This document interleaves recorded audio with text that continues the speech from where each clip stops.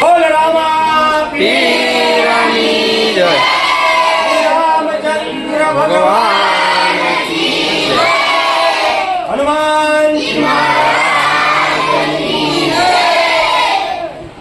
આજે સ્વર્ગસ્થ દયાબા અમૃતલાલ પંડ્યા પરિવાર જેમની શ્રાદ્ધ તિથિ નિમિત્તે આજ રોજ શ્રી રામદેવ પીર મંદિર